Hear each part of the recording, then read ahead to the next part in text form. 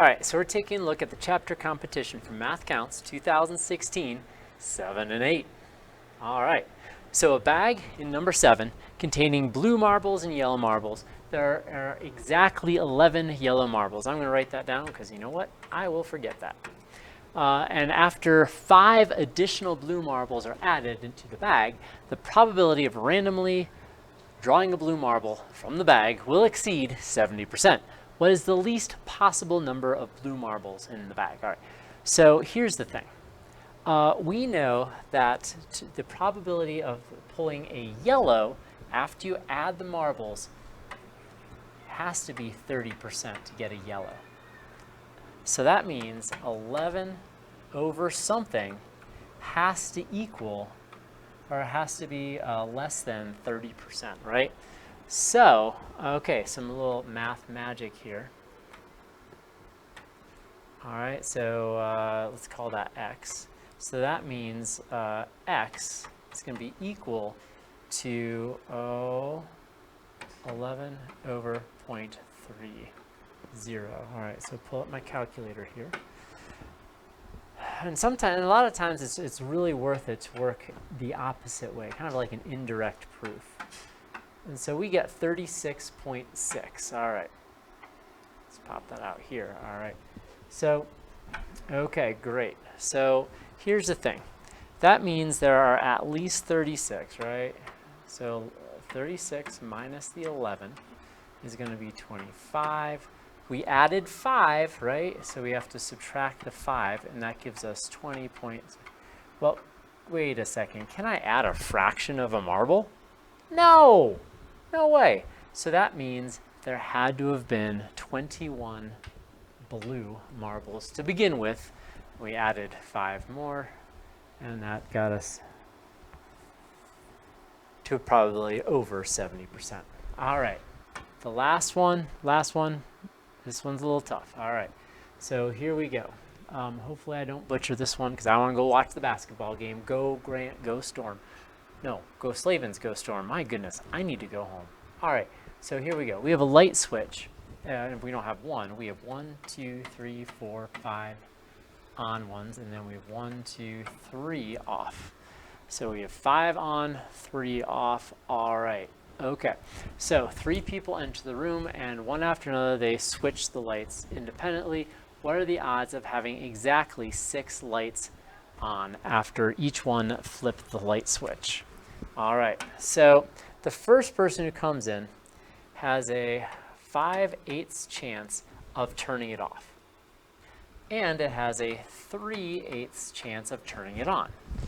So we're going to work separately on these two things right here. So if we flip one of these off, that means we have 4 and 4, right? So we have 4 and 4. Oh, that's a half, right? So that means the next 2 people have to flip it on, right? Because we have 4. All right, so that means half the time, so we're at a 5/8 chance of this path happening, times my 1/2, because half the time they will flip it. We have a 50% chance of flipping into the right thing, and that is going to give us 5/16. So then we have a 5/16 chance of them having it, at that point, we will be back to our 5 on, 3 off. And then we have a 5/8 chance. No. We want to flip one of the ones that are off. So then we have a 3/8 chance that they'll flip that. The last person will flip one of the off ones back on. And that's going to give us 15 over, and I don't know, 16 times 8 off the top of my head. It's 128. All right, so that's the only way to go on this half, so here we go. So over here, if we flip one of these off ones on, that's going to give us a situation where we have 6 on, 2 off. So from here, we need one person to turn on, one person to turn it off. So we have to look at both probabilities. We'll go one person off, one person on, followed by one on, one off. So over here, so we have a 6/8 chance, or a 1/4 chance, that they're going to flip one of the on ones off. So if they do that, that's going to give us a 3/32 chance. So that takes us back to the original setting where we have 5 and 3. So then we have to multiply that by, so we have 1, 2, 3, 4, 5, 1, 2, 3. So that means the next person has to turn one of these on. So that would be a 3/8 chance. And so that gives us 9 over, leave it over here for a second. So we have 32 times 8, that's 256. All right, I feel good about it. I got 256 and a 120 whatever over there, they're half, that's great. All right, so over on this side, so we have a 3/8 chance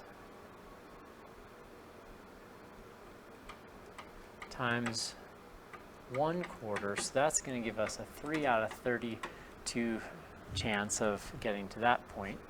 And so we have our 3 out of 32 chance, and now, man, we have 1, 2, 3, 4, 5, 6, 7, and 1 off. So that means we have a 7/8 chance of flipping one of them off. So that's going to be 21 out of 256. All right. Yep, that looks pretty good, I think. So 3 times 21, so we have 9 plus the 21, so that's 30, 256. 2 goes into both of those, so I get 15 over 128, which is, I believe, what I have over here. Sweet. Oh, crud. And we don't get the right answer. So what went wrong here? So that gives us a 30 out of 128 chance, and I don't think that's the answer. Hold on a second. All right, so maybe you found my error, I found my error. So here we go. I said over here we have a 1/4 chance of flipping it off. That's not true. We have a 3/4. So 3 times 3 is not 3, it is 9. 9 times 3 is 27. So that gets us 27. Okay, now oh my goodness. I don't know what was happening there. All right, so then 27 plus 21 is going to be, yep, that's going to be much better. 27 plus 21 is 48. So that gives us 48 over 256. So then, grabbing our calculator, I'm kind of embarrassed, but not really. This is a tough problem. So we got 27 plus 21 to make 48. So 48 divided by 2 is 24. That's looking better. Whew. All right, so the process is all good. I just made that one error here. So that means we have a total of, that's 48 out of 56. So that is equal to 24 out of 128. 24 plus 15 is going to be 39 for 128. All right, well, I'm glad the process is right and I fudged that one. Sorry about that. All right, hope that was helpful, and I'll see you tomorrow.